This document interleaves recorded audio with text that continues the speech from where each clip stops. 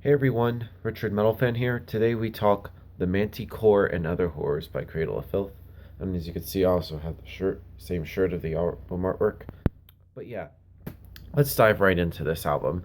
Now this album is after the last couple of albums, I feel like with this album, The Manticore and Other Horrors, I feel like they're kind of in a slow step in the right direction. I'm in the last couple of albums were pretty all right, I guess. But I feel like they're sort of this is pretty much where they're slowly starting to get back to where they are.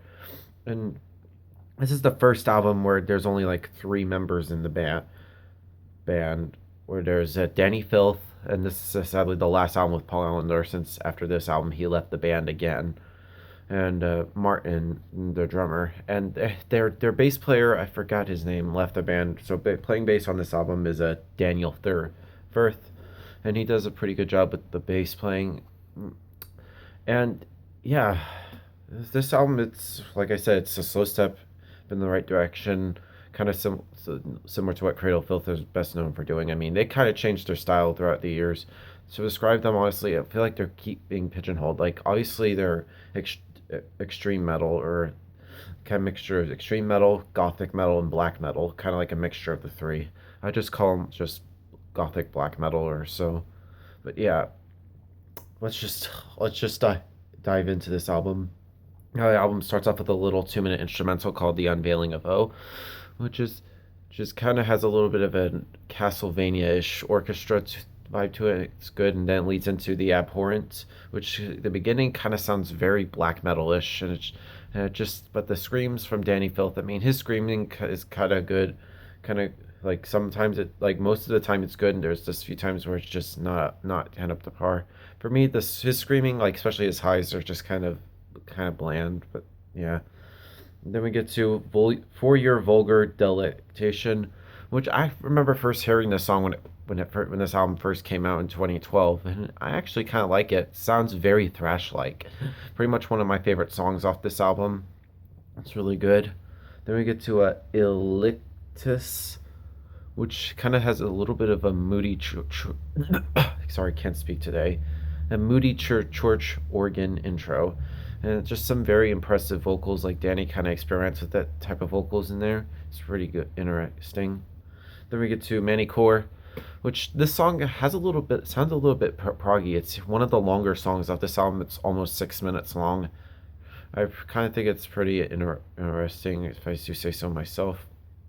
And then we get to one of the singles on this album, Frost on Her Pillow, which is just very guitar driven, and the song kind of has a little bit of a punkish vibe to it. It's just a pretty straightforward song.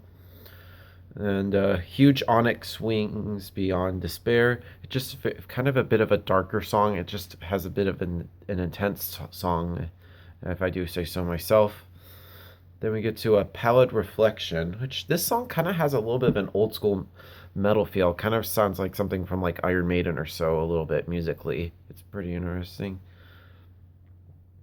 Then we get to Siding with the Titans, which has a very deep growl intro, but the song itself is just kind of goes on a little bit too long. That's just me. It's just But then we get to a Succumb to This, which it just the riffs kind of just sound bland, just innovative. I just didn't care for that song honestly.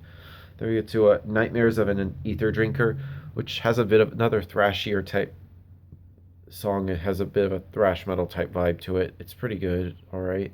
Then we get to Death the Great Adventure, another good song. It's pretty much one of the longest song on the album. I think it's about 6 minutes. It's a pretty alright song. And the album closes off with another instrumental called Sinfonia, which I actually like that song. Similar to the Unveiling of O, it's a little kind of goes Symphonia goes on a little bit too longer than that. And I actually like this instrumental. It's pretty good.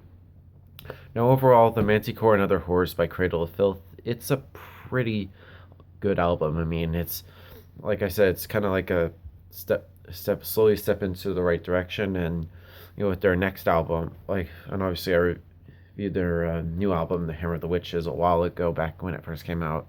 They kind of stepped it up more. But this album, I feel like it's a slow beginning to what they were trying to get back to what they were doing. So yeah, if I were to give this album a score, I'd probably give this like a solid 7.5 out of 10. They're starting to get there. So yeah, yep, that's my review of Manticore, guys. Thank you guys for watching. I'll see you all later. Keep it metal.